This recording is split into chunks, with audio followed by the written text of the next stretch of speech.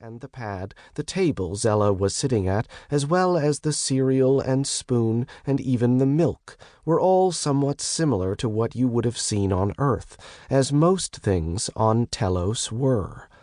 Give a planet 4 or 5 billion years to get organized, and you will often get something Earth-like. You will also often get something very different, depending on a great many variables, but in this case, Telos and Earth shared enough similarities that their life forms had much in common. It's worth noting that what you will get after 8 or even 10 billion years can be quite different, but what was happening this autumn morning on Telos was only the latest proof that making it that long in this universe is extremely rare. The television showed a live scene from the far side of the planet. Tiny sparks of light in the crimson evening sky, millions of them, raining down from space. "Are those shooting stars?" asked Zella.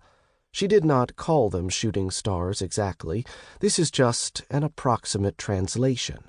Even the minor differences between Telfons and humans are enough to create a language that to you would sound sort of like the chirping and clucking of large birds. Mom, whose name was Marnia too, peered at the screen. Maybe Xanodites? Kahlo 6, Zella's dad, frowned at his phone. The lab says the initial readings indicate metal and electronic signals. The view on the TV zoomed back, revealing the copper-colored ocean off the coast of Ocelia, one of Telos's major cities. Zella stared, transfixed by the rain of golden lights nearing the planet's surface. She thought it was lovely.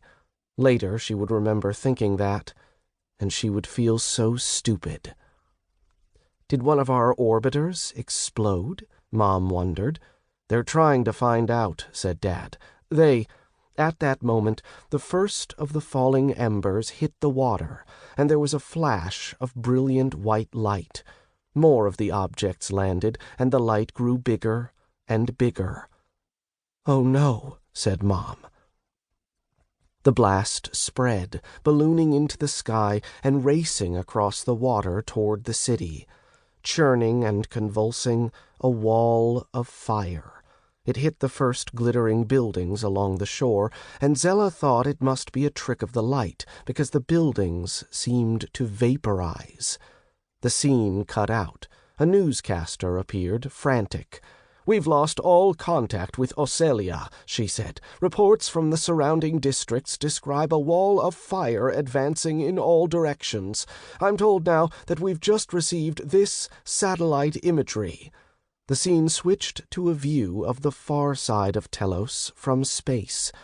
Half the planet was still lit in the rusty light of their red dwarf star, the other half in shadow. The brilliant firestorm bloomed in the dark, spreading like a spill, a perfect circle, growing and growing, enveloping more and more of the planet's surface.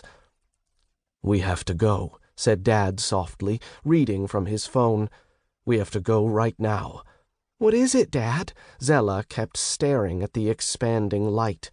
The newscaster reappeared. She was looking off camera, her face pale. "We what?" Now back to the camera.